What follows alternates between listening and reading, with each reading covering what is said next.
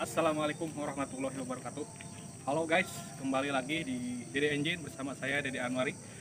Di video kali ini saya akan memberikan sedikit tutorial pemasangan CDI iMac dari BRT ya.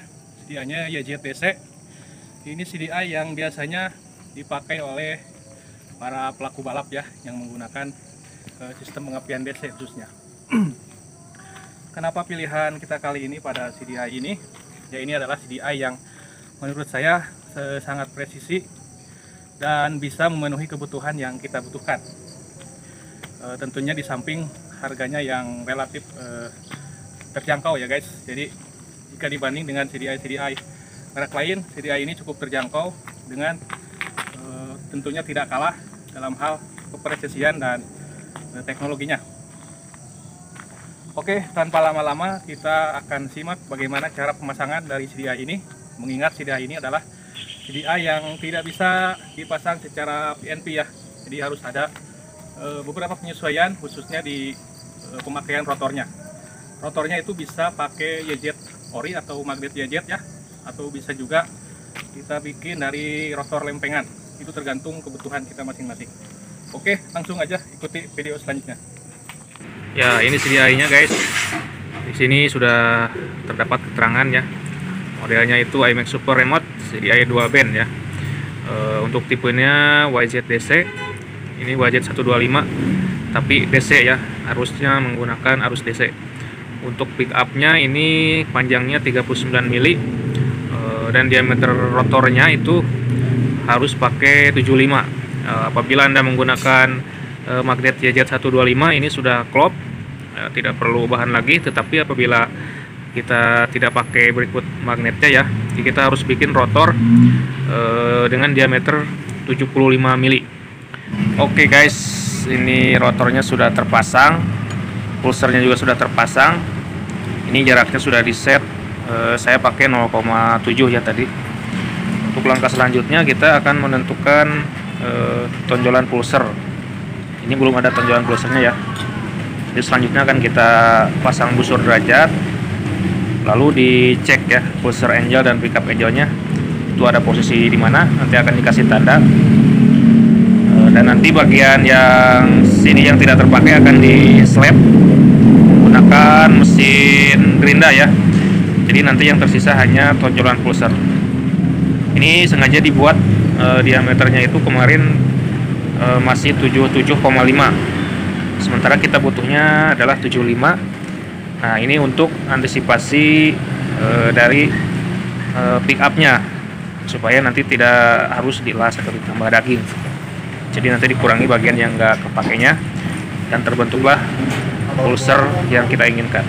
Ya, selanjutnya akan kita cek dulu posisi daripada pulsernya ya. Busur derajatnya sudah terpasang dan kita posisikan di posisi top ya. Top itu artinya ada di TMA 0. Jarum menunjukkan 0, artinya pistonnya tepat berada di atas. Kita cari dulu set. Dan di busurnya juga harus 0 seperti ini. Kemudian kita akan cari posisi 15 derajat mundur ya. Dihitung dari sini 1 mili itu sama dengan 14 derajat. Jadi kalau misalnya kita cari 15 derajat itu adalah 1,2 piston mandem ya, hampir 1,2, 1,8an lah. Nah, ini akan menjadi titik awal dari pulser. Dan nanti kedepannya akan dibuat 39 dari titik mulai ini. Kalau 15 derajatnya udah ketemu, maka tinggal kita cari nanti yang 39 nya itu berapa derajat. Oke, akan kita buka lagi busurnya supaya tidak menghalangi. Dan tadi sudah ketemu angkanya itu 1,8 untuk 15 derajatnya guys. Oke, busurnya sudah dibuka, tidak ada yang menghalangi. Nah, kita sekarang akan cari 15 derajatnya itu tadi ketemu 1,8 ya. Satu putaran. Ini putar ke belakang ya. Tambah 0,10 tambah 8. Oke, kita akan cek. Itu ada garis ya guys, garis buzzer. Kita akan tepat di sini garisnya. Kita akan kasih tanda dulu. Kita kasih tanda ya.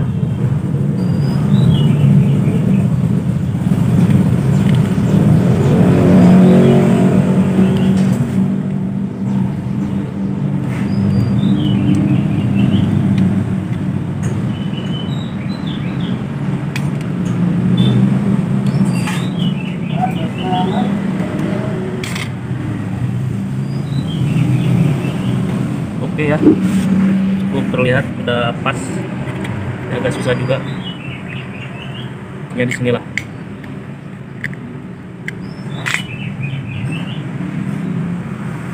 Ya, 14 derajatnya di sini.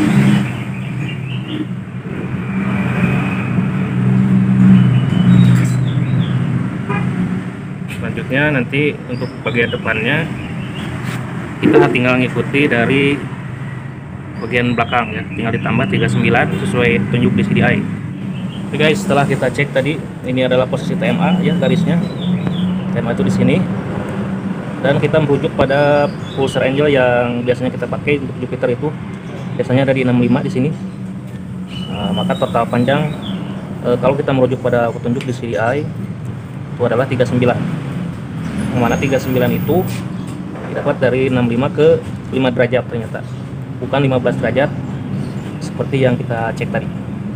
Jadi artinya untuk langsamnya dia sudah maju ke depan sebanyak 5 derajat, tidak 15 derajat. Kalau kita merujuk pada panjang total 39. Ini TMA, ini 5 derajat. Nanti pick up-nya sudah meninggalkan pulsar sejauh 5 derajat di posisi TMA. Nah, ini kita akan buat begini ya. Kalau 15 derajat saya rasa terlalu jauh, nanti pada saat langsam biasanya motornya akan kurang normal, terlalu maju biasanya. Untuk pick up 65 nya di sini. Kita akan grinding dari 5 derajat ke 65, tinggal dibuang nanti ya. Selanjutnya akan kita papas bagian yang tidak kepakainya ya, setinggi 1,2 mili ya. Nanti tonjolannya akan setinggi 1,2, karena ini kemarin diameternya 77,5. Sudah kita kasih tanda, ini TMA ya, 5 derajat 65. Jadi akan kita papas dan menyisakan 5 derajat sampai ke 65 sepanjang 39. Ini hanya salah satu cara yang bisa kita lakukan ya. Banyak cara lain, misalnya dengan bikin rotor dulu 75 lalu nanti dilas, bisa juga ya. Ini hanya salah satu cara yang kita lakukan. Saya akan coba pakai cara ini karena saya tidak ingin adanya las-lasannya. Jadi rotornya akan utuh seperti tidak ada lasan. Itu aja sih guys. Selesai guys, sekarang kita rakit semua engine-nya. Pastikan dicek dulu ya. Sudah apa yang sudah kita ubah, dicek lagi dan dirakit, dan akan kita tes hasilnya.